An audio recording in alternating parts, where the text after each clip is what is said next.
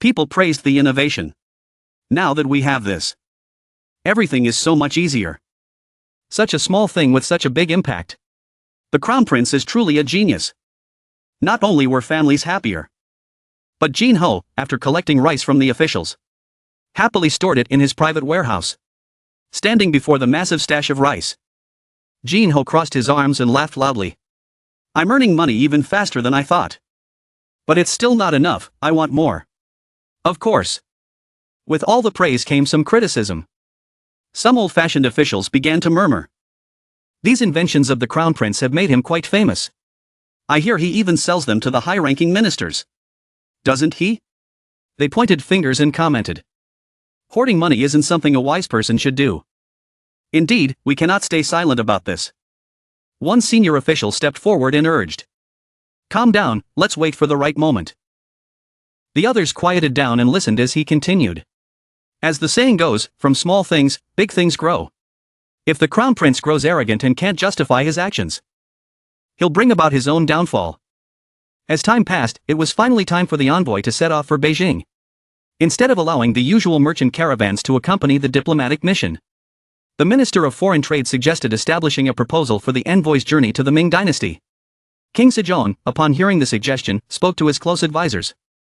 Consider Haiyang's proposal and instruct the envoy to convey this idea to the Ming dynasty. The envoy departed and time continued to pass. In the palace, Haiyang was standing and gazing at the sky when a girl's voice called out. Hey, Haiyang, look at this. Do you know what this is? It was Princess Yang Su, the older sister of King Moonjong, presenting a plate of colorful, intricately shaped treats to the protagonist. Haiyang thought for a moment and hesitantly answered. It's Yagua? Yang Su burst into laughter and playfully smacked Haiyang on the back. Wrong. The correct answer is Dasik. She teased him. You've been studying for 100 days. And you still don't know this? Dasik is a traditional Korean sweet, often served with tea. Yang Su continued to mock her brother. You should go for a walk instead of being cooped up in the palace reading books all day. If you keep this up, you'll end up looking like father. At this, Haiyang immediately thought of his father's round, chubby figure and trembled with anger. I'm still better off than you, he retorted bitterly. Yang Su, unconcerned, kept walking with a smile. I doubt that. Anyway, study hard today. She politely greeted the eunuchs. Good morning, Grand Eunuch. The eunuch, showing respect, asked, Did the princess sleep well last night? In Korea, princess is a title often given to the daughters of kings. As Haiyang walked, he muttered to himself, she's always teasing me like that. But at her age, that's pretty normal, right? His thoughts wandered back to his sister, Princess Yang Su, who was still smiling brightly in the distance.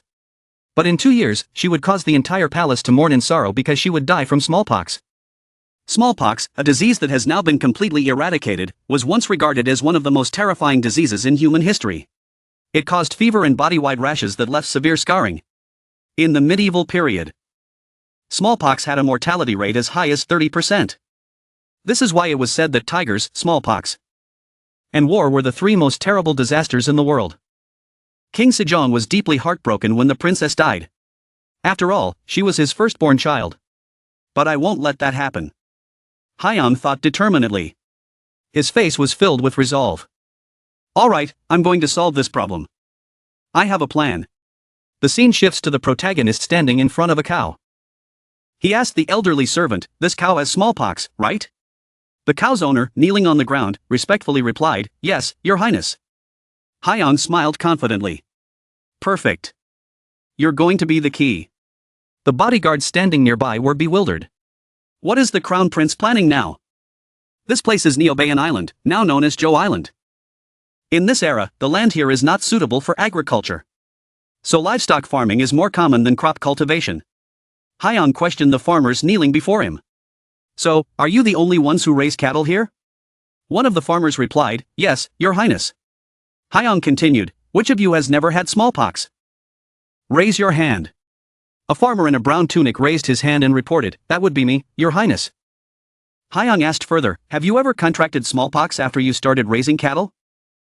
The farmer responded, No, Your Highness. I've been like this since before I came to Neobayan Island. Curious. Haiyang asked, Has Neobayan Island ever had a smallpox outbreak? The farmer replied, Yes, Your Highness. There's at least one case every year before the cold season. Hyun, confused, asked, then why hasn't anyone here contracted smallpox?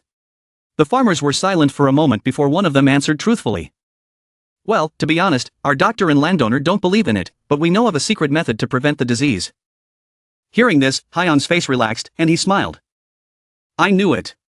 He thought of Edward Jenner, the man who invented the first smallpox vaccine. Jenner's discovery came from noticing that people who contracted cowpox from livestock did not get smallpox. After numerous experiments, he saved humanity through a technique known as vaccination. Hyung asked the farmers, does anyone here know this secret method? A man in white stepped forward and said, I know it, Your Highness. Hyung then said, can you perform it on me? The farmer, shocked and thinking he had misheard, stammered, what did you say, Your Highness? Hyun, his face full of determination, held out a needle. I want you to use that secret method on me. The farmer, horrified and in disbelief, exclaimed, Your Highness, are you serious? At the royal palace, the emperor was seated, listening to his minister's present reports. Our finances are tight, we need to raise taxes, there's no other solution. One minister said, his face tense. Suddenly, a steward came running in, panicked, and reported. Your Majesty, there's a serious problem. The emperor, sitting regally on his throne, calmly asked, what's the matter? The steward leaned in and whispered something into the emperor's ear. It's about the crown prince. The emperor's calm demeanor shattered. What? Is that true? Where is the crown prince now? The ministers, startled by the emperor's loud reaction, were confused. What's going on? What happened? They asked each other. The steward explained, the crown prince has just returned to the palace. Immediately, the emperor rushed out in a panic. Hyang, the emperor shouted, his voice filled with fear. Seeing the emperor's urgency, the ministers quickly followed him. The emperor, running through the halls, continued to call out for his son. Hyang, finally, he spotted his son walking ahead in the distance and called out loudly. Hyang, from afar, upon hearing the emperor's frantic calls, both the servants and the crown prince were taken aback. King Sejong rushed over, panic-stricken. There you are you hurt anywhere? Hyang, confused by his father's reaction, stammered. No, father, what's going on? The emperor's face darkened, filled with fury, turning to the steward. He demanded, explain this to me. The steward, stammering nervously, replied, Your Majesty. I was only repeating what Eunuch O had said. The emperor called out, Eunuch O, what exactly is going on? The eunuch immediately dropped to his knees, bowing. Your Majesty, I deserve death, but I swear I didn't lie. The emperor, furious, shouted, Are you mocking me? At that moment, Hyang spoke up from behind. Father, the eunuch is telling the truth. I think it's about what happened on Neobayan Island. Hearing this, the emperor, perplexed, asked, What are you talking about? Crown Prince? Hyang continued, It's just a misunderstanding. I'm talking about a disease that occasionally breaks out and spreads among the people of Roshan. The emperor, recognizing the description, asked, Are you talking about smallpox? Hyang, excited, replied, Exactly. While reading medical texts from China, I found a remedy for this disease. So, using that method, I took the smallpox pustules from a cow and inoculated myself with them. Upon hearing his beloved son's words, the emperor's mind spun in disbelief. He couldn't handle the shock and fainted on the spot. Both the ministers and Hyang cried out in alarm. Father! Please wake up! Father! After the shock, the emperor finally regained consciousness. His face was pale as he stared at Hyang in disbelief. So you're telling me you injected cow pus into your body? Hyang calmly replied, Yes, father. Without any hesitation, King Sejong, still unable to fully comprehend, thought of the cow and couldn't believe what he was hearing. He continued, You surely don't know what pus is, do you? There's no way you. Before he could finish, Hyang laughed and interrupted. It really is pus, father. It oozes from the wounds of the cow. Hearing this, the emperor, trying to contain his anger, asked.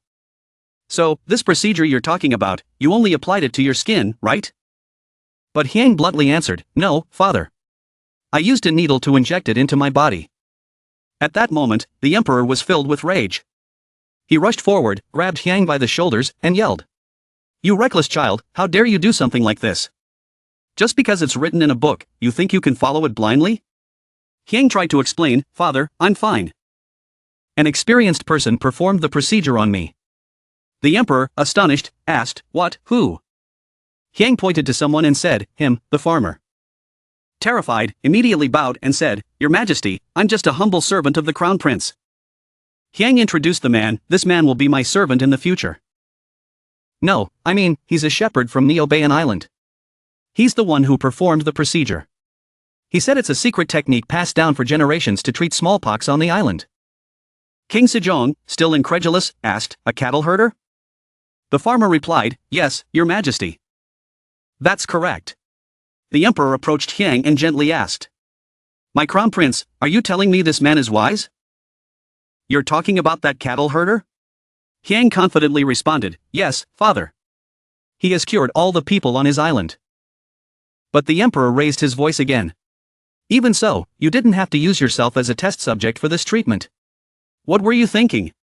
You're the crown prince." Hyang, not backing down, replied, "A life is a life. Father, there's no nobility or commonness when it comes to life and death. Many people have been cured and become healthy again. So why should I be afraid?" The emperor, still worried, said, "But this was too reckless. What if something had gone wrong?" Hearing this, Hyang sighed, pausing for a moment before speaking. "Father, you know, as well as I do, that far too many people have lost their lives to smallpox in this country. I believe it will reach the palace someday. If I can prove that this treatment works, we can protect not only the citizens but also the people we care about. Don't you think so, father?" King Sejong, deeply moved by Hyang's words, stood silently for a long time. He sighed, thinking to himself, "I truly cannot tell whether this child will be a blessing or a curse for Joseon." His actions and thoughts were like those of a wise philosopher. Yet at times, he was like an unsatisfied thunderbolt, striking a rock continuously for 100 days without rest. After that, the emperor ordered the guards, "Take this man to the prison. Make sure he is fed well and not tortured." The emperor then turned to the cattle herder and said, "If anything happens to the crown prince, I will take your life. However, if your words prove true, you will be richly rewarded." The cattle herder, trembling with fear, replied, "I understand, Your Majesty." Meanwhile, Grand Inspector was speaking with the astronomer. "Litrin," the Grand Inspector remarked, "have you heard about the crown prince? He claims to have been cured of smallpox after being treated by that lowly slave. The crown prince even injected that disgusting cowpus into himself."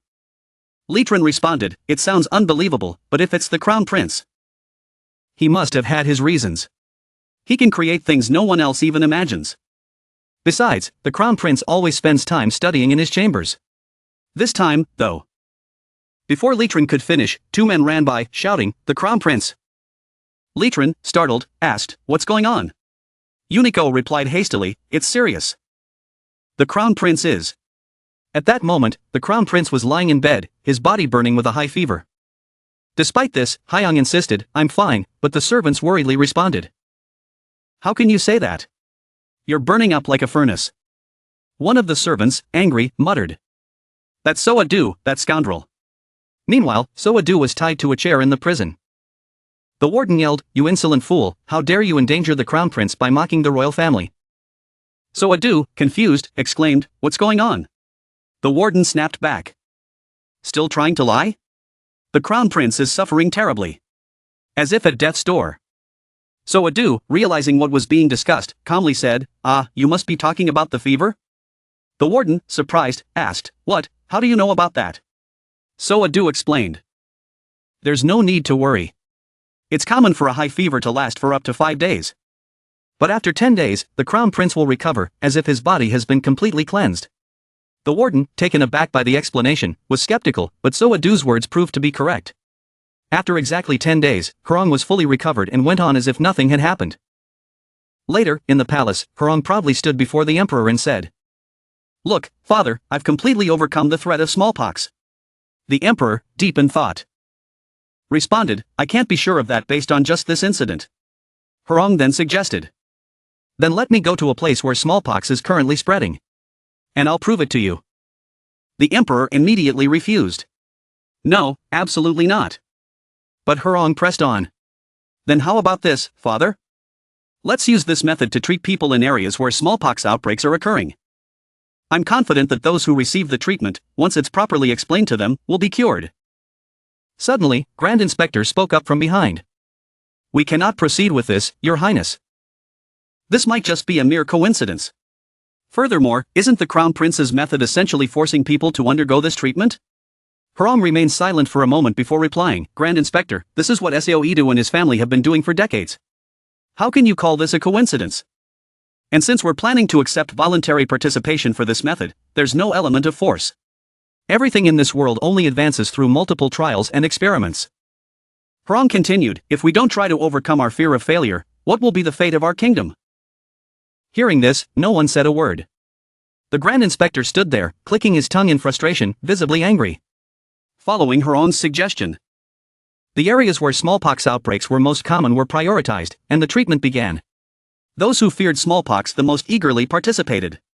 The effectiveness of the method would soon be proven. Furthermore, King Sejong ordered an investigation alongside the smallpox vaccination campaign, a two birds with one stone approach, combining vaccination with a population census to verify the method's efficacy. When the results were confirmed, King Sejong allowed the treatment to be spread throughout the Joseon kingdom. One day, while Hurong was walking, a voice called out, "Hurong, look, do you know what this is?" It was Yang Su. To which Hurong responded, "It's sagoa, traditional Korean sweets." Yang Su smiled. "Correct. To reward you, I'll perform a little show with these." Yang Su wasn't particularly skilled at playing instruments, but Hurong endured it, trying to listen patiently. Yang Su then teased, "You shouldn't be sitting around studying all the time. You should appreciate the arts. Have you gained a little weight recently?" At that moment, someone came to fetch Yang Su. "Princess, it's time to go." Yang Su waved goodbye. "See you later, Hurong." Hurong thought to himself, "She always says what she wants and then leaves." Watching his sister's happy figure walking away, Hurong smiled. "Still, it's good to see that you're healthy, sister." With the smallpox issue mostly resolved, Hurong began immersing himself in policy planning. He organized the medical records and compiled them into a book, a summary of traditional Korean remedies and agricultural truths. He even wrote another book summarizing farming methods suited to Joseon's climate. Moreover, Hurong proposed policies for various other fields, including drawing a new map. Looking at his accomplishments, Hurong smiled with satisfaction. All of this forms the foundation for improving efficiency on a comprehensive scale. Though some ministers objected occasionally, Hurong often ignored their opposition outright. This earned him the nickname, the Sleepless Road of the Six Ministries. The administrative center of Joseon's capital was bustling day and night, earning its reputation for non-stop activity. Night had fallen. And as the ruler of the kingdom, King Sejong gazed up at the starry sky, his mind filled with many thoughts. The emperor turned and instructed his guards. "Don't follow me anymore." The attendant, concerned, said, "But, Your Majesty." Sejong reassured him, "I just want to have a private conversation with my son." The emperor glanced towards Hurong's quarters and noticed that the oil lamps were still lit. A clear sign that Hurong hadn't gone to bed yet. A court official stepped forward and reported, "I've heard that the Crown Prince often stays up until 1 a.m. Sometimes even 3 a.m., even though it's advised to sleep by 11 p.m. The emperor, puzzled, asked, "So young and working so hard?" Inside Hurong's quarters, the Crown Prince was focused on writing when he heard the announcement. "His Majesty has arrived." Hurong put down his pen and went to greet his father. "Father, what brings you here so late?" Sejong calmly walked in. "I was taking a walk and noticed your lights were still on. So I came by." "What are you working on so late?" Hurong answered honestly. "I'm reading a book." "Father, curious." The emperor asked. "A Western book, is it? What's it about?" Hurong replied. "It's called The Art of Alchemy." The emperor, confused, asked, "Alchemy? What's that?" Hurong explained. "It's the study of turning metals like iron or lead into gold using different methods." The emperor stroked his chin, deep in thought. "Turning iron into gold? Is that possible?" Hurong admitted. "Unfortunately, according to the book, it's not possible. But the experiments are meaningful." Alchemy in the medieval period had a significant impact on the development of modern chemistry. Intrigued, King Sejong said, "Let me take a look at that book." Hurong responded, "Of course. Father, I even have a translated copy if you'd like to read together." Taking the book in his hands, the emperor skimmed through it and commented, "I was just curious about what Western writing looks like. A few hours later, Hurong was stifling yawns, feeling exhausted, and wanting nothing more than to go to bed. However, his father sat before him, still engrossed in the book. Hurong was impressed. "Father, aren't you tired? You're so focused." The emperor even praised the appearance of Western letters. "This Western script is fascinating," he said. But Hurong couldn't see the appeal. The emperor called his son over. "Come here and take a look." He pointed to a line of text on the page and said, "Based on how this word appears in different places, it seems like it refers to the subject of the sentence. And if you look closely, most sentences begin with these letters. So this part must correspond to the first syllable, this part to the middle syllable, and this part to the final syllable of the word." Hurong, listening to his father's observations, was stunned. This man is a genius, no, a monster, he thought. In such a short amount of time, father has figured out the structure, spelling, and meaning of Latin. Seeing his son remain silent for so long, the emperor spoke up. "Isn't that right?" Hurong, startled, quickly responded. "Yes, father, that's correct." King Sejong continued. "These Western letters are quite different from Chinese characters. They all seem to look alike. But it seems their meaning changes depending on how they're arranged." He then stroked his chin, deep in thought as he looked at the letters. After a moment, he called his son's name. Hurong immediately replied. "Yes, father?" The emperor began. "Looking at this, it makes me wonder. What do you think about creating a writing system specifically for Joseon?" Hurong's eyes widened in surprise. He quickly responded. "I've long thought that Joseon needs its own writing system, even among those who know Chinese characters. Only a few are truly proficient. Right?" The emperor hesitated before replying. "But if I publicly declare that I want to create a new writing system, the Hall of Worthies will immediately oppose me." The Hall of Worthies, established by King Sejong, was the central institution for research and policies, heavily influenced by Confucian scholars. Hearing this, Hurong responded. "But there are so many people who can't even write a petition because they don't know the characters. If you explain this properly, father, things will go smoothly." The emperor smiled at his son. "It seems you've always found writing characters difficult, haven't you?" Hurong smiled awkwardly but thought to himself. "It really is hard." The emperor then reminisced about his own experience. "I remember the first time I tried to write a sentence. It was such a struggle. I spent 2 hours thinking and writing just one poem. But when your grandfather saw it, he burst out laughing." The emperor then stood up, walked to the door, and said, "It seems I've stayed too long. You should go to bed now." Hurong bowed and replied, "Yes, father. You should also rest. Joseon needs you to be healthy." The emperor, pleased, looked at his son with loving eyes. "This boy, I hope you reach the age of 15 soon." Hurong, confused, didn't understand what his father meant. But the emperor just smiled kindly and said, "Go to sleep."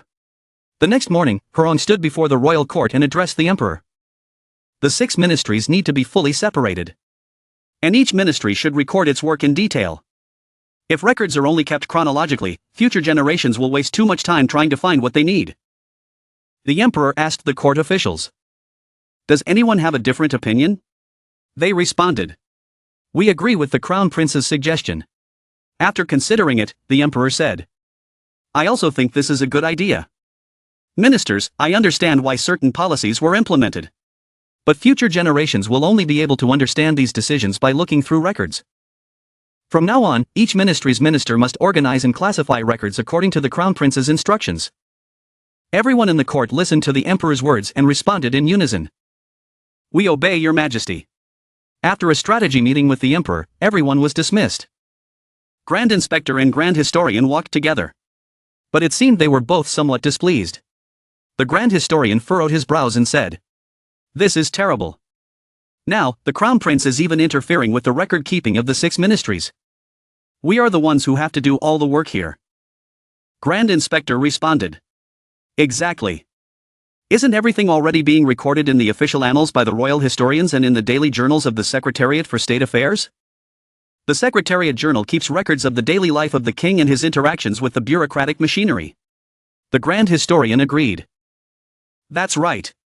But isn't this just doubling the work for no reason?" Grand Inspector added. "Even without these changes, we've been incredibly busy lately. All because of the Crown Prince. At this rate, one day, the Crown Prince will cause a huge problem. Won't he? Frankly, if this continues, I think the atmosphere in the court is going to change drastically. If we keep going like this, there may come a time when the Crown Prince undoes everything he's worked to build. The Grand Historian countered. It won't get that bad. After all, the Crown Prince still has morals. Meanwhile, the Crown Prince was feeling very enthusiastic. This is a reform, a true reform. I'm going to completely change these disgusting old customs. Just thinking about it excites me. I won't tolerate this bureaucratic nonsense anymore. Once was enough. Back with the two ministers. The Grand Inspector, hearing the Grand Historian's words, added. But all of the Crown Prince's proposals are contrary to tradition. What if the Crown Prince accidentally revives a shadow from the past? Suddenly, a voice interrupted. That will never happen. The two ministers, who had been standing confidently moments earlier, quickly bowed. Chief Minister Ryu Yunyan, you're here. With a stern expression, Ryu Yunyan said. Many people who have read just a few books think they are qualified to discuss state affairs. But most of these fools know nothing about the world. If the Crown Prince crosses the line and ruins what we've built, even though he is the Crown Prince, I won't stand idly by. Scene shift to the royal court, where King Sejong opened the morning session. I imagine returning from the Ming dynasty must have been difficult. Thank you for your concern. Your Majesty, replied Grand Inspector respectfully. The king then asked. What's the status of the Roshan embassy? Another official reported. After discussions, the Ming dynasty has decided to allow the establishment of a Roshan embassy in Shandong province. Hearing this, King Sejong was somewhat relieved. I see. Did anything notable happen during the journey? The official reported. Yes, many Ming merchants expressed a desire to purchase Joseon paper from us. Paper, the Crown Prince repeated, as if seeking confirmation. Grand Inspector continued. Yes, Your Majesty. Many people want to buy our paper because it is of much better quality than the paper of the Ming dynasty. They requested that we bring more next time. After thinking for a moment, King Sejong briefly considered issuing an order to increase the production of paper at the paper mills. All right, you may return to your seat, he said. Meanwhile, Huron, feeling confident, saw this as a great opportunity and spoke up. Your Majesty, I have something to say. With just one sentence, Huron made the officials around him break into a cold sweat. Here we go again. What is it this time? King Sejong hesitated and asked. Do you really need to speak now? Yes, father. Huron responded, showing clear determination. Seeing his son's resolve, the king allowed him to speak. All right, then go ahead. Huron calmly suggested. I request that we shut down the paper mill. Hearing this, everyone present was shocked. Their jaws practically hitting the floor. They thought it was absurd. How could they shut down the paper mill when so many from the Ming dynasty were eager to buy Joseon paper? Wasn't this completely contrary to the Crown Prince's previous stance? This was an opportunity to earn new income for the kingdom. So why shut it down? Huron, hearing their murmurs, cursed silently to himself. Shut up, all of you, and let me speak. The Crown Prince then addressed the court. Shutting down the paper mill is entirely consistent with my views. King Sejong, intrigued, asked. Then explain your reasoning. Huron respectfully began. Yes, father. As you know, Joseon paper is of exceptional quality. Thanks to our skilled paper craftsmen. However, as I have learned, these craftsmen are not compensated fairly for their work.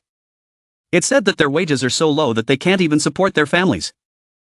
As a result, many have had to take on extra jobs or even leave their positions to become tenant farmers or work in other crafts. Hearing this, Ryu Yunyun's expression grew serious. Huron continued.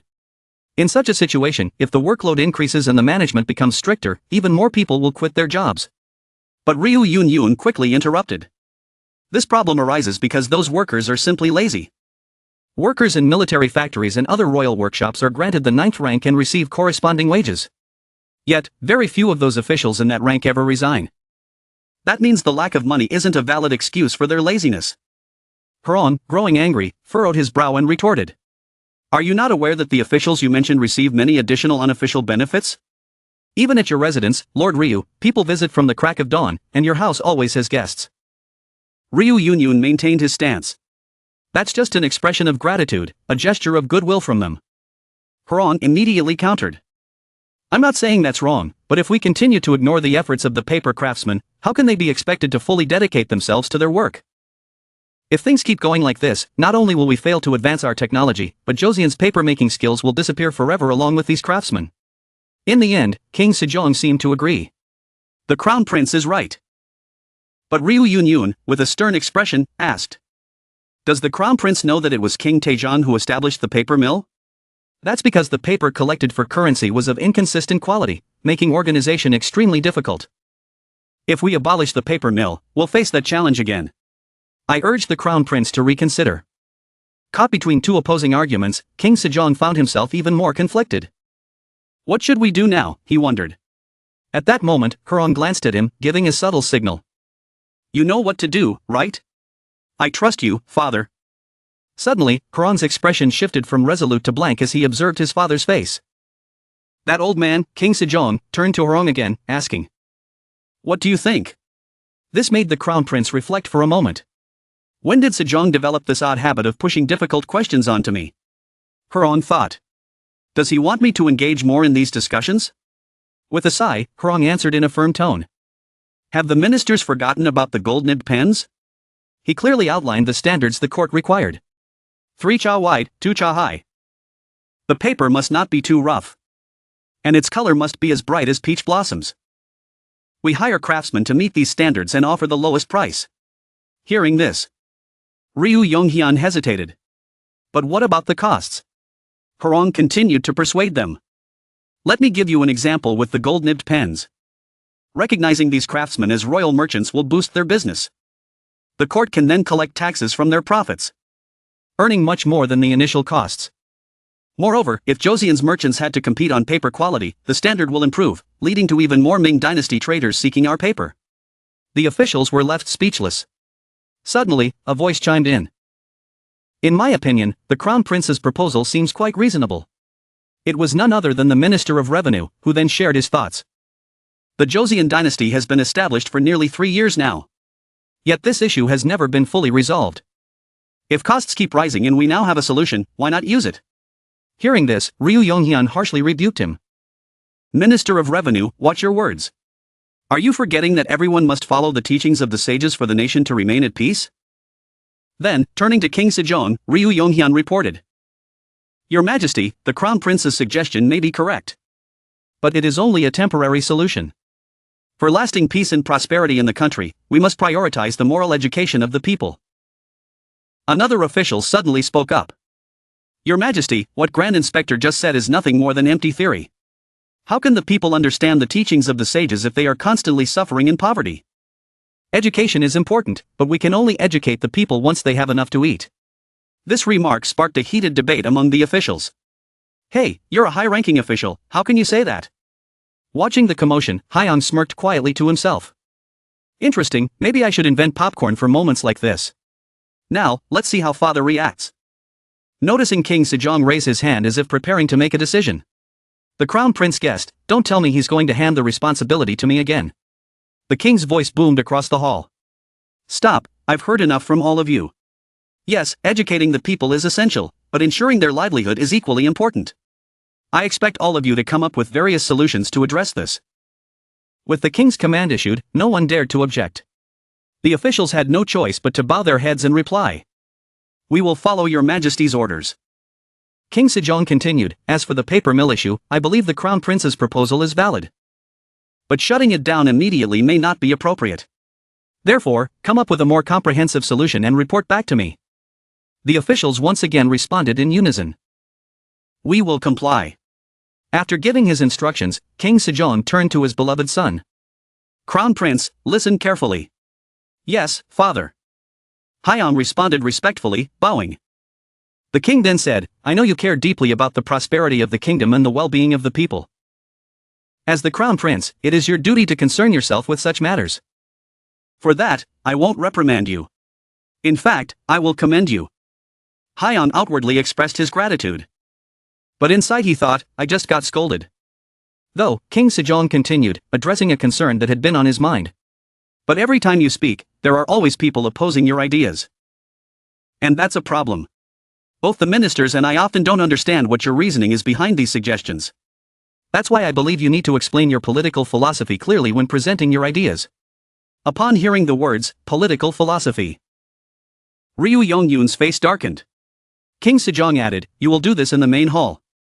In front of all officials of rank 3 and higher, including all the ministers. Can you do this? Sensing the opportunity growing closer, Hyung couldn't hide his excitement. So, father wants me to give a full presentation. Huh? With confidence, Hyung immediately responded. Yes, father, I only need 5 days to prepare. After the assembly concluded and everyone left the main hall, the ministers began to share their thoughts. How could a child possibly have a political philosophy? One questioned. I can't understand what His Majesty is thinking.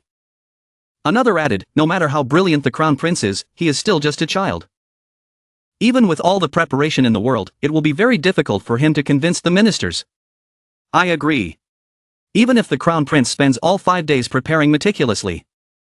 At that moment, Ryu Yongyun interjected, no, we must prepare ourselves thoroughly as well. The group turned to face Yongyun, realizing he was already formulating a plan. It's not just about the Confucian classics. We also need to understand the policies of other nations. He added, one official felt this level of preparation was unnecessary.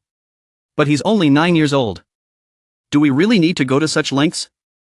Yongyun emphasized his point once again. Have you forgotten what that 9-year-old has put us through already? The crown prince may be the one speaking, but it's clear these ideas reflect His Majesty's thinking as well. Until now, has His Majesty ever opposed the crown prince's ideas? Connecting the dots, the official had to admit, it's true, that has never happened. Yongyun noted, yes, the crown prince may only be 9. But we must remember, the one behind him is His Majesty. So we must prepare carefully. Don't forget how we built Joseon. We cannot allow the bad habits of past kings to return. At the censorate, a voice rang out. What do you think? The chief censor raised his voice. Regardless, we must file an official remonstrance first. How can we allow a 9-year-old to discuss political matters? Amidst the many voices plotting to bring down Hyang, there was one man who recognized the prince's talent. But from the gold-nibbed pen incident, we've seen that the crown prince truly has ability. Before he could finish, the chief censor angrily cut him off. That's what frustrates me the most. I should have opposed it when the crown prince suggested using the gold-nibbed pens for trade. Ever since that incident, His Majesty and the ministers have only cared about money. Now, all I can do is regret not standing firm. We must write a memorial opposing the crown prince immediately. Yes, we must act at once. The ministers echoed in agreement. The chief censor sprang into action, leading everyone outside. In another setting, an official reported to King Sejong. In summary, most of the officials didn't react favorably to the crown prince's proposal. The king grew irritated, pulling at his ears in frustration. Why are they all so stubborn and conservative? The official continued. Most disappointing were the young officials from the censorate and inspectorate. I expected Yongyun to oppose it, given his experience and knowledge. But even the younger officials of the censorate seemed to blindly follow Neo-Confucian teachings. He added, however, they all acknowledge that the crown prince is very intelligent and determined. So many also admit his talent. After hearing the official's report, King Yongneon's expression darkened. With a serious tone, he muttered, I have no trustworthy talents left. No one at all. Meanwhile, back in the palace, the crown prince, Hyang, was reflecting on recent events. We're lacking talented individuals, truly lacking. Those old-fashioned ministers are too rigid. He mused. Suddenly, the eunuch beside him asked. Your Highness, what does old-fashioned mean? Hyang quickly brushed it off. Never mind, I wasn't talking to you. At that moment, Hyang was consumed with many thoughts. It's not even the later years of the dynasty. This is just the beginning of the Joseon era. The ruling class should still be flexible. Right? How on earth am I supposed to convince those stubborn, hard-headed ministers? And on top of that, father said he'd summon all the high-ranking officials, including those at the 3rd rank. I'll be presenting my views to people who will undoubtedly look down on me just because I'm still a child. After thinking it over for a while, Hyang came to a resolution. Fine then, I'll show them a taste of 21st century capitalism and modern management structures. Without wasting any time, he began to prepare. Eunuch, I need to prepare something. Take me to the Bureau of Graphics and the weapons storage. Yes, Your Highness. The eunuch replied respectfully, thinking to himself, what will the crown prince come up with this time? 5 days later, at the main hall of Gyeongbokgung Palace. The ministers and high-ranking officials had gathered in full. As the officials mingled, one approached another with a friendly greeting. "Minister Cha, it's been a while." The other responded cheerfully. "Minister Park, how long has it been? When did you return to the capital?" "I arrived just yesterday," Park responded. Their conversation then turned to the day's topic. "His Majesty summoned us to hear the Crown Prince's political views. Didn't he?" Suop sighed. "Yes, what a waste of time. Why did we even have to come here for this?" Young Hyun, another official, nodded in agreement. "Indeed, I imagine most of the ministers feel the same." At that moment, the announcement rang out. "His Majesty the King has arrived." King Youngnayan entered the hall and took his seat on the throne. Getting straight to the point. As you all know, the Crown Prince has recently made several proposals. However, I believe we cannot fully evaluate those proposals without understanding their foundation. Therefore, I've gathered you all here to listen to the Crown Prince's political philosophy. I hope you'll listen attentively and guide him so that he doesn't stray from the right path. The ministers all responded in unison. "Yes, Your Majesty." From the distance, the sound of footsteps grew louder as Young confidently made his way forward, with servants following behind carrying some mysterious items.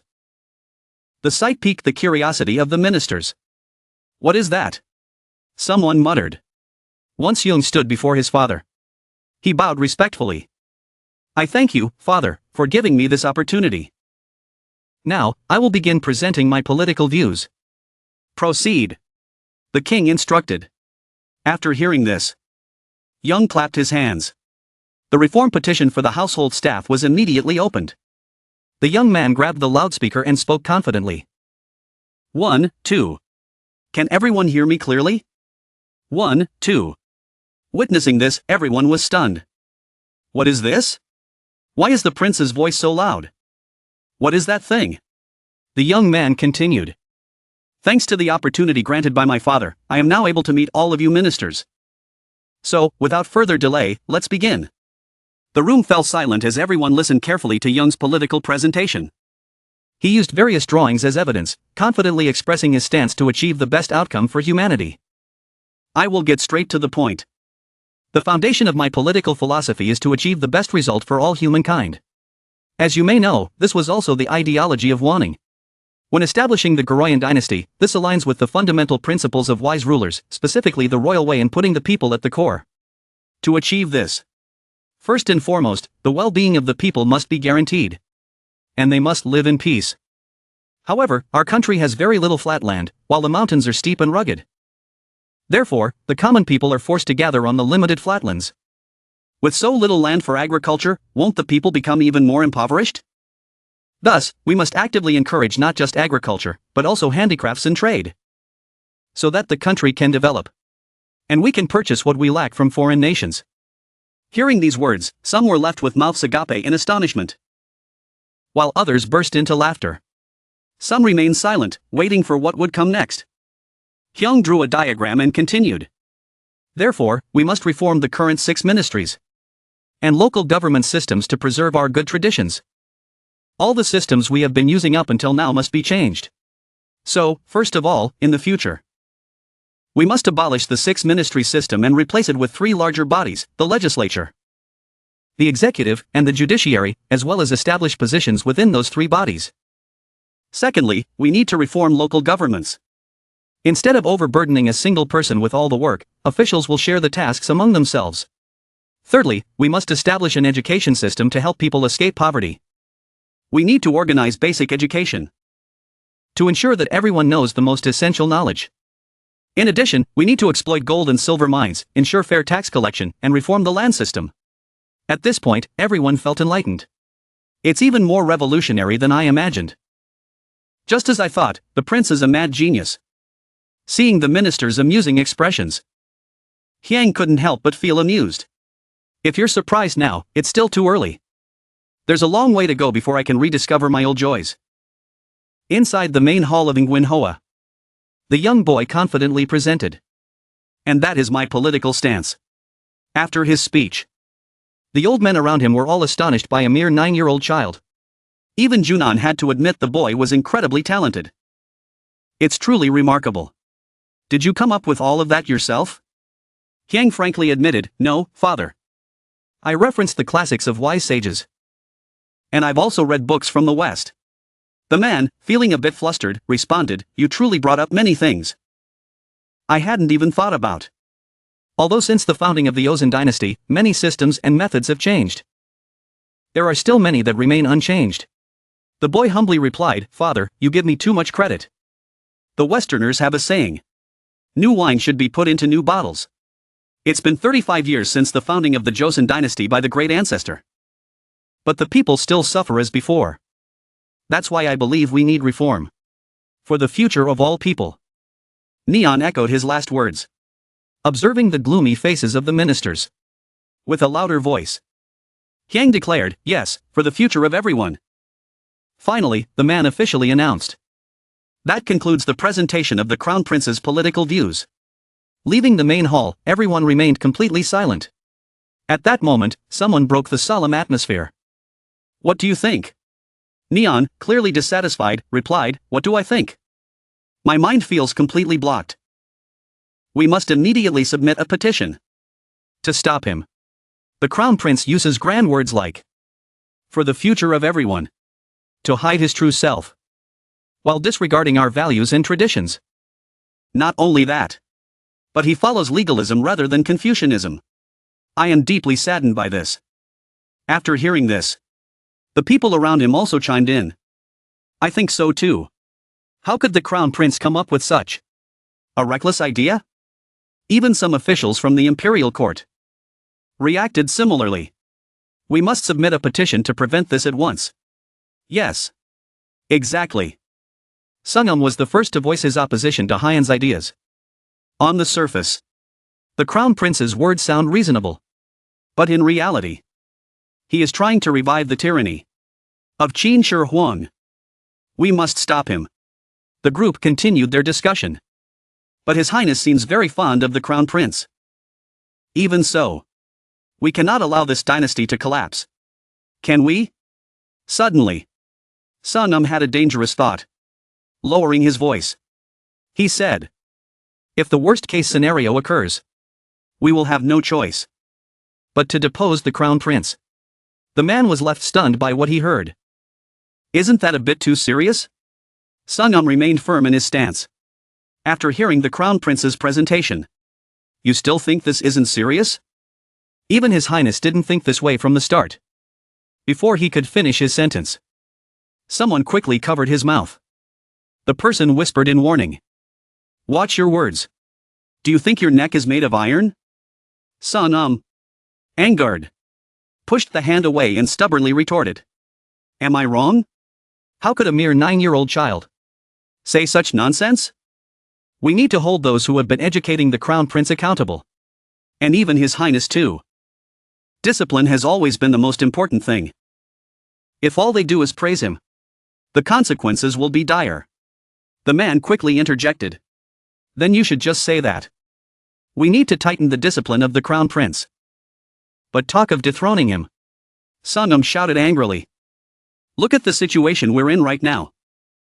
Do you think it's not too late already?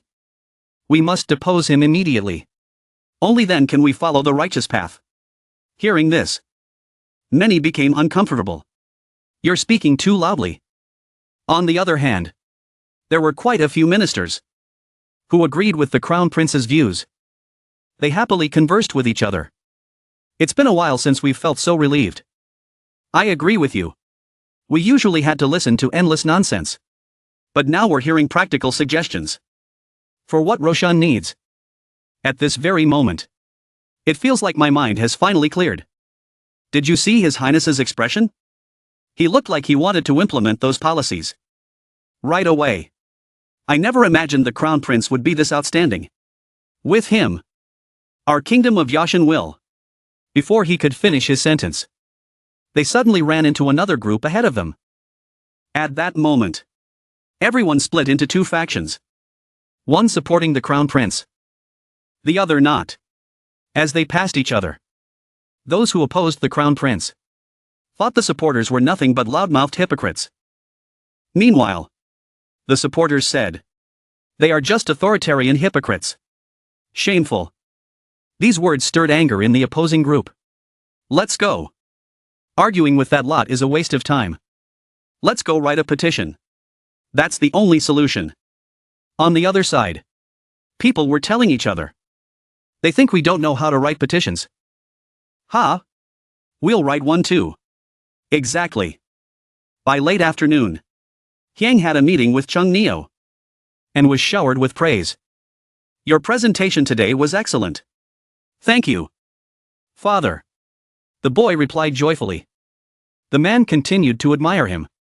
I've said this before, but your ideas have brought up many things I hadn't considered.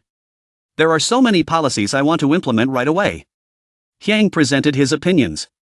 Father, you flatter me. But to be honest, those policies are quite difficult to implement right away. Junin quickly responded. I know. I've always thought that we, as father and son, should discuss policy matters more often. Besides, I'm a bit concerned about the number of petitions we'll receive tomorrow. The Thua Chin Vin Supreme Council is going to have a rough day. The young boy sighed. To which the man replied, I'll send some food over to the Thua Chin Vin. The next morning, in front of the Thua Chin Vin, two men stood frozen for a long moment, staring at the scene before them. They're really diligent, aren't they? Yes. Did they stay up all night? They're quite impressive. I don't even dare to step inside. The man quickly cut him off. Standing here talking won't make the workload any lighter. Hurry up and start sorting. Sorting? The other asked. And with that, everyone began to do their work. You all know. Some are criticizing the crown prince, while others are supporting him. So, we'll split these into two piles. I understand now. Meanwhile, Chung Neon's face expressed deep exhaustion as he looked at the towering stack of petitions before him. So many? You've really been hard at work. Let me start reading. With that, he pulled out a random petition and began reading carefully. In the end, he couldn't hide his shock. His hand clenched in anger. He immediately turned and called out. Fuang Tian. Yes. Your Highness. The man replied meekly. Chung Neon sternly commanded. Summon the crown prince. Jin Ho bowed to the emperor. Father. You called for me? Yes. I did. You may rise. The emperor picked up a scroll and said. I summoned you. Because it seems that quite a few officials did not understand what you said yesterday. Suddenly, he raised his voice. Lan Jiai-chin. Hearing his name, the man quickly responded. Yes. Your Highness. The emperor's face was grim. He raised the petition and commanded. This is your petition. Read it aloud for the crown prince to hear.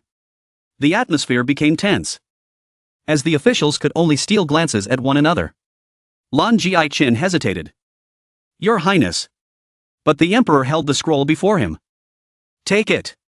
The one being questioned should hear directly from you, to avoid any misunderstandings. Right? With no other choice, Lan Jiai-chin obeyed and took the scroll, resigning himself to follow the emperor's orders. After receiving the petition, the old man began to read. I, Rio Young Hung, the Lan Jiai-chin, humbly submit this petition to His Highness. The emperor, losing his patience, interrupted with a sharp command. Skip the formalities and get to the point. Terrified, the old man paled but managed to continue reading. The crown prince's political views, while seemingly correct, contained many inappropriate elements. First, our kingdom adheres to Neo-Confucianism. However, the ideas proposed by the crown prince are more aligned with legalist philosophy. Legalist principles are too strict, causing suffering for the people and harming the nation. Second, the crown prince has suggested removing the restrictions on concubine-born children. These are the rules that distinguish between the children of primary wives and concubines, which were established by King Sejong. To carelessly abolish these would be an act of great filial disrespect. Moreover, if concubine-born children are allowed to become officials, as proven by previous dynasties, they will abuse their power.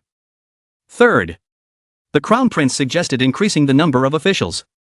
But the more officials there are, the heavier the burden will be on the people. In my opinion, if local officials find the workload too heavy, they should simply ask local scholars for assistance. After finishing, he looked up and added, "These 3 points are the unreasonable aspects of the crown prince's political views." Jinho listened carefully. His brows furrowed. The old man continued reading. But the tension was palpable. After he finished, the crown prince asked the emperor, "May I respond?" "Father." The old man, Young Hyun, clenched his fists in anger after receiving a sharp glance from the crown prince. The emperor, hearing the request, replied, "I grant you permission to respond." The crown prince stood alone between 2 rows of officials and confidently addressed each point. First, the Lanjiaichin stated that Neo-Confucianism is the guiding philosophy of our kingdom. However, the true philosophy of our country, according to the teachings of the sages, is the royal way, with the people at its core. Neo-Confucianism is merely a tool we use to achieve that. If we only focus on it, we will limit ourselves too much. Won't we? He continued. For example, if the royal way is a plate, then philosophies and systems of rules are the bowls. Is it really necessary to differentiate between these tools? When applying the royal way, the officials were stunned by his words. One of them, trembling, attempted to interrupt. But the crown prince boldly continued. Neo-Confucianism is just one branch of Confucianism. Is it not too restrictive to focus solely on that? His words were so persuasive that even though Lan Jiaichin was furious, he could only grit his teeth in frustration. The crown prince pressed on. Second, you mentioned that concubine-born children would abuse their power. But were they the only ones to abuse power in past dynasties? Young Yoon, unable to bear it, called out loudly, "Your Highness." But the crown prince continued without pausing. Isn't it true that everyone from prominent families, whether firstborn or concubine-born, has engaged in corruption? Isn't it unjust to lay all the blame on concubine-born children? Moreover, doesn't the law clearly state that all those who take concubines are guilty as well? Yet, most of the ministers here have concubines. Do they not? The officials glanced at each other, and the air grew even heavier. The crown prince wasn't finished.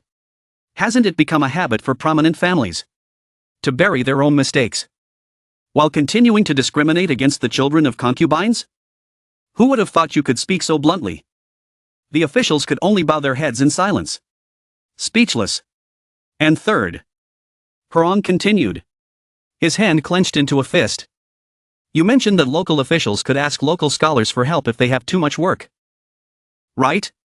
Since the time I began sitting next to my father, observing how he handles state affairs, I've heard countless reports from many places about unfortunate people dying of starvation.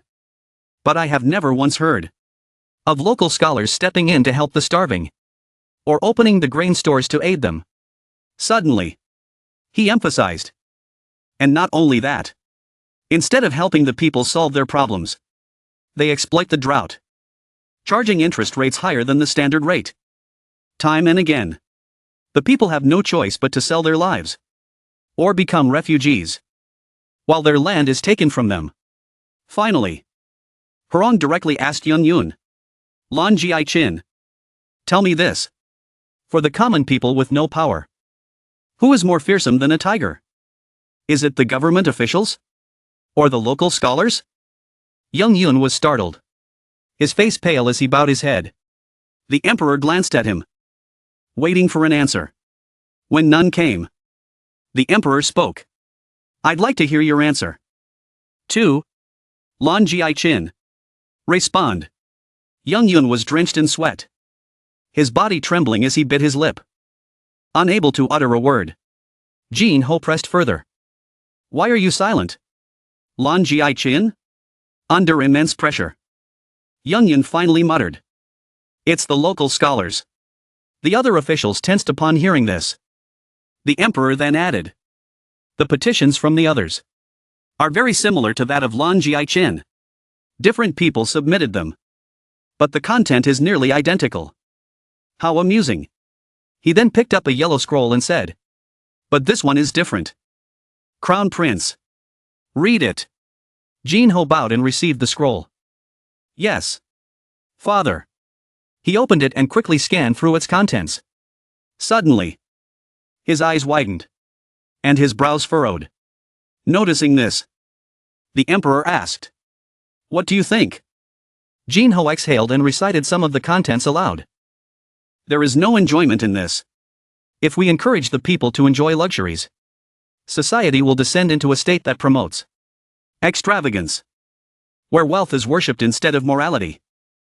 That's why the sages of old divided society into 4 classes: scholars, farmers, artisans, and merchants. Standing tall, he solemnly declared, I believe the person who wrote this petition should be severely punished. Father. The officials were taken aback once again. The crown prince insists on punishment himself? They thought. Startled, Jin Ho began to explain. First of all, in all the political writings I've read, there is no wise sage who mentions dividing society into such rigid classes. But by lying in this way, this person is trying to deceive the ruler. This is an act of disloyalty, and such a person must be punished severely. The official who wrote the petition was so furious he almost exploded. Unable to contain himself, he raised his voice. Crown Prince. The one who wrote this petition did so out of concern for the nation. If you punish someone for giving honest counsel, just because you dislike them, you will alienate everyone. Jin Ho quickly turned and rebutted. This isn't honest counsel. It's a deliberate attempt to cause division, fabricating teachings that don't exist. How can that be considered counsel? The official retorted. Since ancient times, the sages have warned that extravagance is a disease that will destroy a nation. We must avoid it at all costs. How can you say that extravagance is better than frugality? At this, Jin Ho fully turned to face him and said, let me explain it to you again. Did the sages teach that the nobility had the right to exploit the people? Did they teach that it was acceptable to lend grain at interest rates over 50%? The official was speechless. Jin Ho pointed directly at him. More and more people are selling themselves into slavery because the interest rates are so high. Are you saying I should let this continue just because it has always been this way? Grand Censor. How dare you think like that? And you call yourself a servant of the Ozan dynasty? Suddenly, the emperor slammed the table. Jin Ho, realizing his mistake, quickly bowed his head. I apologize. Father. I overstepped. The emperor immediately corrected him. Even if what you say is right, you must not be disrespectful. That's enough. Jin Ho replied. Thank you for your mercy. Father. The emperor shifted his gaze and said, Grand Inspector. Step forward. The Grand Inspector quickly stepped forward. Yes. Your Highness. The emperor commanded. Give the Grand Inspector the petition. There is a part the Crown Prince hasn't read. After the Grand Inspector took the petition from Jin Ho, the emperor continued. This petition was written by someone in the inspectorate. Grand Inspector. Read it aloud. The Grand Inspector opened the scroll and, after a brief glance, his face turned pale, his fingers gripping the paper tightly. Without hesitation, he knelt down and kowtowed. Your Highness. This was the opinion of one individual, not the entire inspectorate. The entire court held its breath for the Grand Inspector. The emperor looked at him and said, I know. That's why the Crown Prince didn't read that part. And neither will I, the Grand Inspector. Trembling, expressed his gratitude. Thank you, Your Highness, for your mercy. Finally, the emperor concluded. As for the punishment for the author of this petition, I will think about it carefully. After the court session ended, someone called out to the Grand Inspector. It was the Grand Censor, who curiously asked, what was in that petition? The Grand Inspector didn't respond and quickly walked away, ignoring the Grand Censor's repeated calls. Shortly after, an official was suddenly grabbed by the collar. The Grand Inspector, enraged, shouted, "You scoundrel! How dare you!" The surrounding officials rushed to stop him. "Please, my lord, calm down.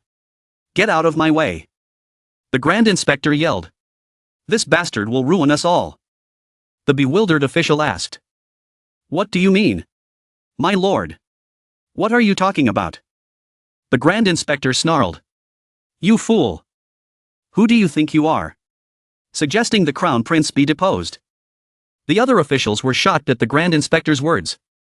Grabbing the official by the collar, he yelled again, "Who do you think you are to suggest deposing the Crown Prince?" Upon hearing what the grand official said, the other officials were shocked. He grabbed the official by the collar with both hands and shouted, "Who are you to dare mention deposing the Crown Prince?" The man struggled to speak, spitting out each word. How could a crown prince who abandons Confucianism and follows a path of treason be worthy of his title? The grand official roared back. "What? You want to depose a crown prince who is only 9 years old? Do you think that's reasonable?" The man stammered. What does age have to do with adhering to the teachings of the sages?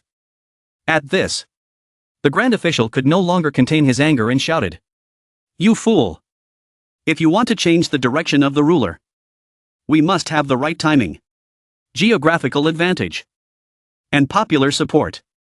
These were the very factors that allowed His Highness to become the Crown Prince. But now, we don't have any of those three. Your reckless actions are endangering the lives of the other officials." The official was left speechless. But after a moment, he retorted, "A civil servant has the duty to speak the truth when faced with wrongdoing. After all, isn't standing up to injustice always a risk to one's life?" The other 4 officials stood frozen, staring at him. The grand official, stunned, let go of his collar and exclaimed in frustration, "Even an idiot like you managed to become an official. We're doomed."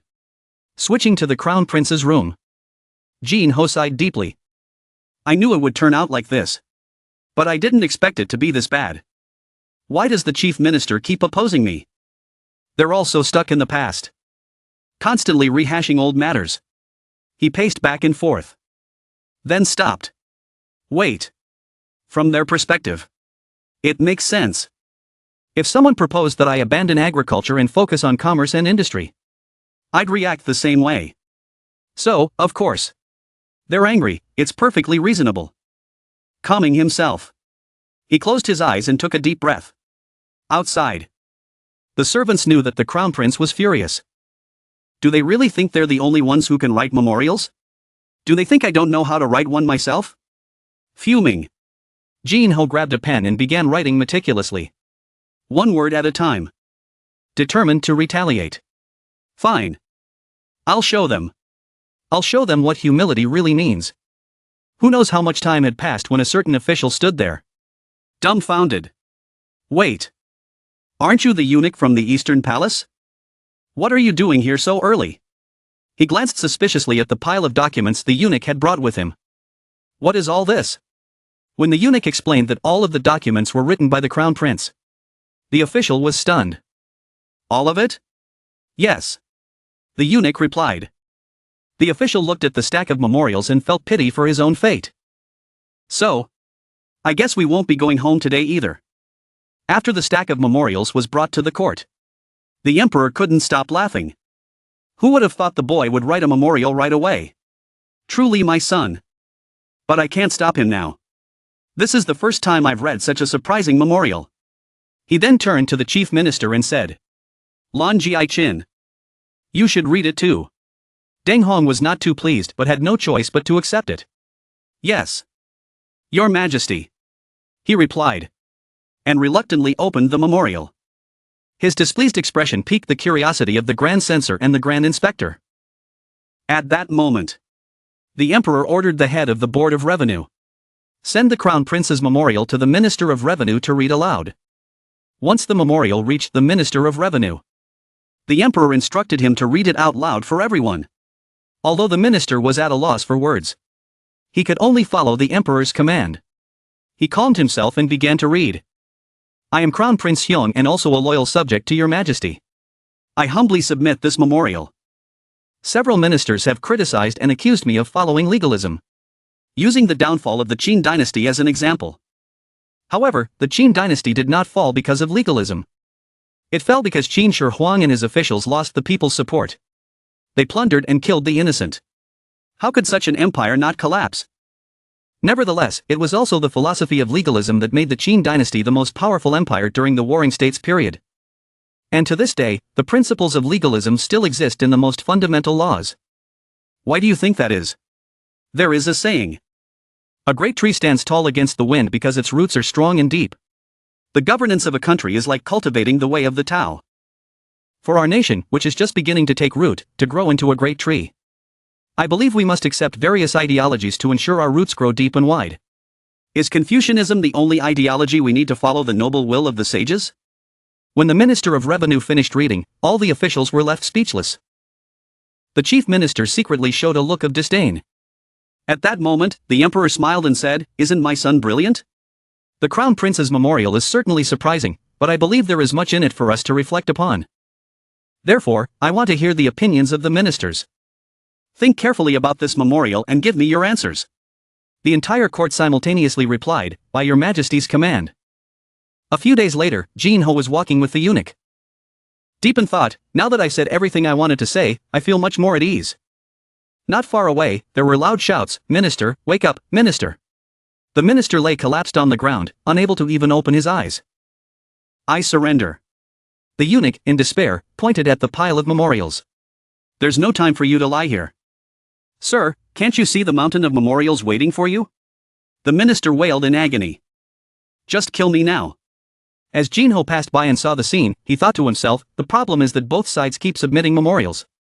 Just as I expected, if I want public support, I have no choice but to make more people realize the benefits of smallpox inoculation.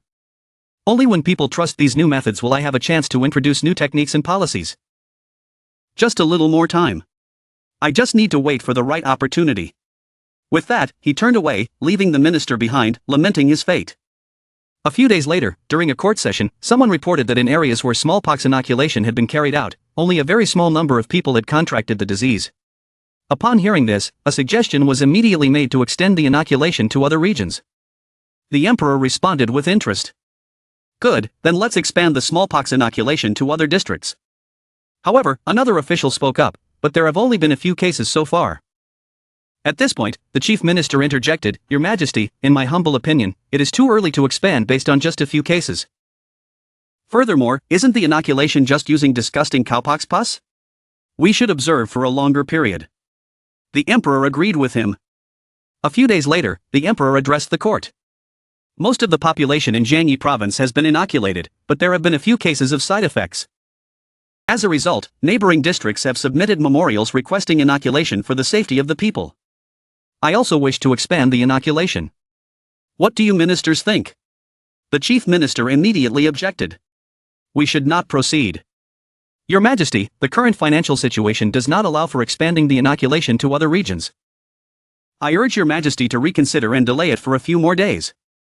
Another minister reported, there are rumors that wealthy families in certain areas, having heard of the effectiveness of inoculation, have donated their cattle for this purpose.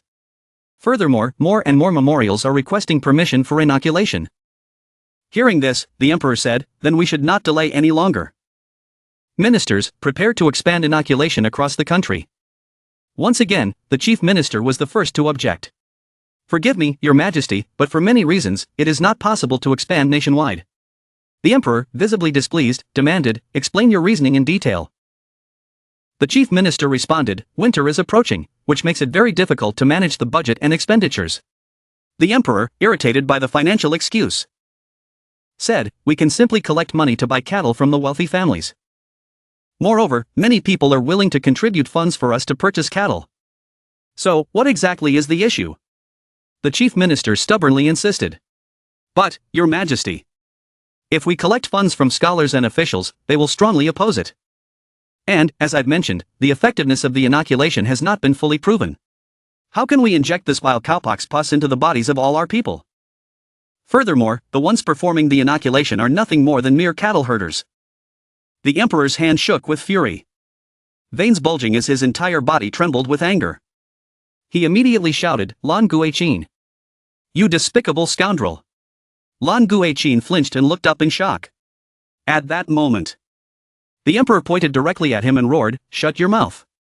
Now, the entire court fell into dead silence. The ministers could only sigh in secret. The emperor, still breathing heavily in his anger, grabbed a scroll of memorials and shouted, "Do you know what this is? This is a report on smallpox inoculation in Hanyang. You keep insisting that inoculation is violent and effective. But among all the ministers standing here today, not a single one has gone without being inoculated. Not one.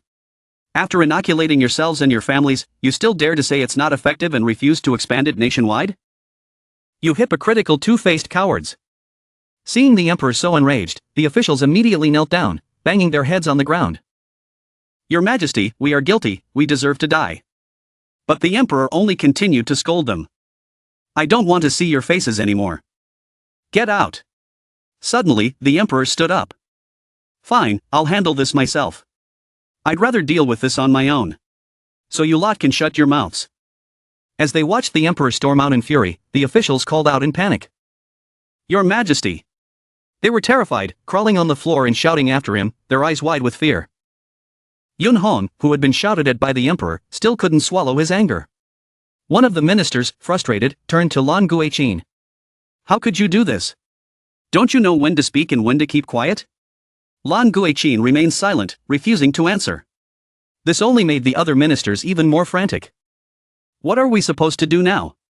One of the remaining ministers sighed. "What else can we do but perform the ritual of repentance? After that, we'll have to find a way to expand the inoculation across the country. It's the best course of action."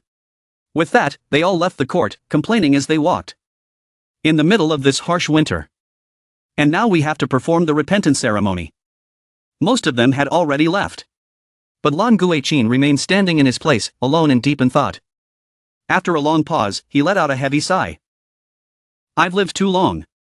If things continue like this, it will be no different from the era of a tyrant. I must stop this. We can't let the political situation develop in this direction. If it does, we'll be repeating the reign of a tyrant. Just like in the time of King Taijiang." With a bitter expression, he left the court. "Even if it costs me my life, I have to stop this." Meanwhile, Jin Ho, after hearing the eunuch recount the events, calmly responded, "I see. So that's what father did." Then he asked, "And where did father go afterward?" The eunuch replied truthfully, "Your Majesty went to see the queen." Jin Ho's expression turned dark. "Shall we play a little trick on everyone while we're at it?" The eunuch, confused, thought he had misheard. "What, Your Highness?" But Jin Ho merely said, "Never mind. Don't you see? Trying to play psychological warfare right now is utterly pointless." The ministers had begun the repentance ritual. The Minister of Revenue, while laying out a mat, grumbled, "My knees are already sore. And now we have to perform the repentance ritual too? It's freezing out here." Suddenly, a frantic voice called out, "Minister of Revenue, sir." Startled, the minister asked, "What's going on? Why are you in such a hurry?" Panting heavily, the man replied, "The chief minister. He's writing a memorial accusing His Majesty." Upon hearing this, the Minister of Revenue felt as though lightning had struck his ears. "What?" he gasped. Frozen in place. Without wasting another second, he rushed off to verify the claim, muttering, "Has the old man lost his mind?" When he arrived at the chief minister's quarters, the Minister of Revenue anxiously tried to enter. "We must stop him." The commotion caused Young Hong, who was inside, to turn around. Before he could speak, the Minister of Revenue burst in and shouted, "Chief Minister, what are you doing? Writing another memorial? The repentance ritual may already be too much. Have you lost your mind?" But the Chief Minister was insistent. "I must write this memorial. This issue must be dealt with thoroughly. Of course," he added. "If you truly care about the future of this dynasty, The Minister of Revenue was incredulous. "Chief Minister, are you insane?" The Chief Minister, however, ignored him completely, arrogantly pushing him aside. "Move out of my way. His Majesty has forgotten how vital it is to govern the country properly. He's even forgotten the purpose of the ministers." With that, the Chief Minister grabbed the memorial and stormed out, despite the Minister of Revenue's attempts to stop him. Stunned, the minister tried to follow, but it was useless. In frustration, he turned to the others who had been watching. "What are you doing? Why didn't you stop him? Do you want blood to be spilled?" One of them replied, "I didn't stop him because I understand his reasoning. If one wants to be a scholar of integrity, one must stand firm on such matters." True to his word, Ing Hong took the memorial and submitted it to the emperor. Its contents were as follows. "I, Chief Minister Ryo Ing-yun, humbly present this memorial to your Majesty. The court, as its name suggests, is where the governance of a nation takes place. Thus, policies must always be considered carefully before being implemented. Moreover, consistency in policy decisions from beginning to end is of utmost importance in politics. If policies are inconsistent, how can the people trust the nation? Regarding the smallpox inoculation, your Majesty's decision has lacked consistency. Initially, we agreed to implement this method only in Hanyang to observe its effectiveness before considering nationwide expansion. Your Majesty agreed to this. However, after a few suggestions to expand the inoculation, your Majesty changed the decision. How can we call that consistent? Furthermore, policies should only be implemented when both the monarch and the ministers are in agreement. Why should policy decisions require the consent of the court? Because a monarch cannot possibly consider everything in detail. Thus, your Majesty must consult with the ministers and carefully listen to their recommendations. If the monarch acts unilaterally in all political matters, what is the purpose of the court? This behavior is akin to that of a tyrant and does not align with the way of the king." The emperor seriously read through the contents of the memorial written by the chief minister. If tradition allows a tyrant to rise to power and abuse their authority, what will become of the future of the Joseon dynasty? To prevent such a scenario, the monarch and the ministers must always reach consensus, no matter the cost. As a loyal subject under your Majesty, I implore you to reconsider, even if it's for the future of the Joseon dynasty. In conclusion, I believe that your Majesty must stop the autocratic decision to expand smallpox inoculation nationwide because I firmly believe it is ineffective. However, if it is proven effective, I, Ryo Young-yun, am willing to offer up all of my personal assets. When the memorial ended, the entire court fell silent, with no one daring to speak. It wasn't until the emperor broke the silence. "Have you all read this?" They cautiously responded. "Yes, your Majesty." Everyone was drenched in sweat, nervously watching the emperor's expression. Some trembled, unable to even lift their heads. Finally, the emperor spoke. "When I first heard about the benefits of inoculation, I considered implementing it nationwide. But I didn't do so." "And why not?" "Because the chief minister believed it was too hasty. I thought he made a valid point. So I agreed. Now I want to ask the minister something." At this point, Lon Ji-chin averted his gaze, waiting for the emperor to finish speaking. The emperor's voice turned cold. "When have I ever ruled autocratically?" King Chun and Ion's face darkened, and the atmosphere in the hall became unusually cold. "I will ask you all again. When have I ever ruled autocratically?" The ministers sat like statues, barely breathing. Each of them knew this was a dire situation. Outside, the sunlight was bright, but inside the hall, the air was cold and oppressive. King Chun and Ion continued. "If a monarch only waits for the ministers to come to a conclusion and in doing so, misses the right opportunity, isn't he nothing more than useless?" As his anger reached its peak, the king slammed his fist on the table, causing a loud thud, and shouted, "Do you really think I'm ruling autocratically? For what purpose?" Cold sweat dripped from the foreheads of the ministers as they clenched their hands, trying to endure the tension emanating from the emperor. King Chun and Ion's fury had not yet subsided. "Let me ask you this. If a smallpox outbreak occurs in the areas where inoculation hasn't been administered, what will you do then? Will you wait until it spreads to the inoculated areas just to prove its effectiveness? How many lives will be lost while you wait to verify the results? Hundreds of people could die or become mentally impaired. Is it worth sacrificing them just because the effectiveness hasn't been fully confirmed yet?" Every word the emperor uttered expressed his deep concern for the people. Too many lives have already been lost due to a lack of vaccination. At this point, Lan Jiai-chin interrupted, Your Majesty, we too feel the pain of such sacrifices. But solidifying the governance of the nation is even more important. Besides, smallpox is not something new. As soon as Lan Jiai-chin finished speaking, King Chun and Ion's face flushed red with anger.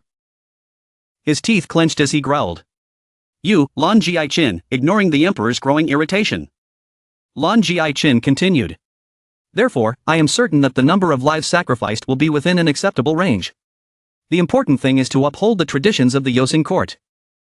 King Chun and Ion, seething with rage, shouted. Do you dare claim that you are following the teachings of the sages? Before his fury could subside, a messenger hurried into the hall. Kneeling and bowing deeply. Your Majesty, there is an urgent matter. What's the rush? Speak. Please forgive me, Your Majesty. But smallpox has broken out in the Ion Dangpa district of Jeongcheon. The news left King Chun and Ion in stunned disbelief. His eyes widened in shock, unable to comprehend what he had just heard. Lan Jiai-chin, too, was left speechless, a cold sweat running down his cheek as his face contorted with unease. The king quickly issued a decree. Quarantine the Ion Dangpa district from the other regions immediately. Only allow communication between Ion Dangpa and Hanyang. The messenger responded. Yes, Your Majesty. Before exiting the hall, after issuing the urgent order, the king turned to Minister of Revenue and asked what measures are being taken to treat the disease. A minister responded. We have dispatched physicians to all areas of Ion Dangpa. The king nodded approvingly. Good. Ensure the patients receive proper treatment as quickly as possible. Understood, Your Majesty. At that moment, a small figure came running in, gasping for breath. It was the Crown Prince. Father, may I speak with you? Hearing his son's voice, the king was a little startled. Yang continued. May I come in for a moment? The king hesitated but eventually allowed him in. I heard that there's been a smallpox outbreak in Jeongcheon and that we'll be sending physicians there to help. Right? The king replied gently. Yes, we just discussed that. Still panting. Yang suggested. In that case, why don't we call upon additional people from Hanyang to help the physicians in Jeongcheon? Before the king could respond, Lan Guichin immediately objected. That would be too reckless. Yang, not backing down, continued. The physicians will be occupied with treating the sick, so they'll need runners to assist them. However, if we use people from Jeongcheon who haven't contracted the disease, there's a risk the illness could spread even further. Therefore, it makes sense to bring people from Hanyang to support the physicians in Jeongcheon, and we could pay them generously. This way, the physicians will be less burdened, and will prevent the disease from spreading. But Lan Guichin continued to oppose the idea. Crown Prince, we cannot do that. If we send people from Hanyang and they contract the disease, and it spreads to our city, who will be responsible for the safety of our people? Yang paused for a moment before continuing. His face full of confidence. I fully believe in the effectiveness of smallpox inoculation. If this event does not prove its effectiveness, then I will relinquish my position as Crown Prince. Yang made the bold declaration. Placing his hand over his heart and looking straight at his father. His words left the emperor utterly shocked.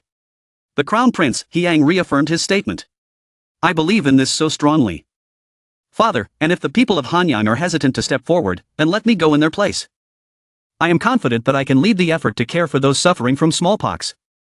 The room fell silent once more. One minister quietly muttered to himself. The Crown Prince. Once again, after a moment of contemplation, the emperor sighed and turned to the Minister of Revenue. Issue the decree to the people of Hanyang and start gathering volunteers. The ministers all bowed in unison. By your command, Your Majesty. The king then turned to Yang and said. And you, Crown Prince, listen well, no matter how desperate the situation. You must never make such promises lightly. What you said was very reckless. Yang bowed his head in response. Yes, father, I understand. Inwardly, he felt a sense of triumph. I've secured the opportunity. Now it's only a matter of time. One day, the familiar sound of the emperor's arrival echoed through the palace. Yang was playing in the courtyard when he suddenly turned around, startled. Father has arrived. He bowed respectfully. Father, you're here. Yes, the emperor replied. How are you? Thanks to you, father. I am well. Yang responded obediently. Yang then invited his father to sit and talk over tea. The emperor spoke first. Yang, have you heard the news from Jeongcheon? At that moment, Yang hadn't heard anything yet. Sensing his father had important information, he listened eagerly.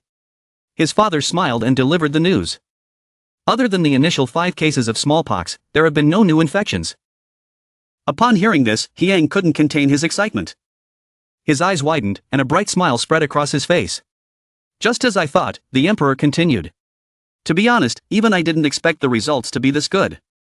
I am very proud of you for showing interest in a method that others dismissed as the lowly practice of cattle herders. Yang bowed in gratitude for his father's praise. The acknowledgement from his father filled him with pride. I've won. Lan Jiaqin, he thought to himself, I'll slowly crush you, just like a tiger's prey. But his father's voice cut through his thoughts. Yang, yes, father? The emperor gripped his cup tightly, his face tensing slightly as he spoke slowly. I am planning to execute Lan Jiaqin. Yang's eyes widened in shock. He couldn't believe what he was hearing. His father continued, and I'm also considering dealing with those who have sided with him. When I think about the present and the future of I believe it's something I must do. Do you think I'm going too far? Yang pondered for a moment before responding. Father, I believe they must be punished as a deterrent to others. Furthermore, given the state of the Joseon court, this situation presents an opportunity. The emperor listened carefully, knowing Yang's words carried weight. Yang continued, unfortunately, the power of the ministers and scholars has always exceeded that of the monarch. Therefore, I think this cleansing will be a good chance to strengthen the authority of the crown. The emperor considered Yang's reasoning, finding it logical, seeing that his words were well received. Yang pressed on. However, I'm not sure if it's necessary to execute him. Since the previous reign, Lan Jiaqin has done much for this nation. And given his vast experience, I think it's natural for him to be skeptical of a method he's never heard of before. Therefore, I believe the most appropriate punishment would be exile. Yang smiled as he finished speaking. The emperor said nothing. But it was clear he silently agreed with his son's proposal. After a moment of silence, the emperor finally spoke. I understand. I will think it over.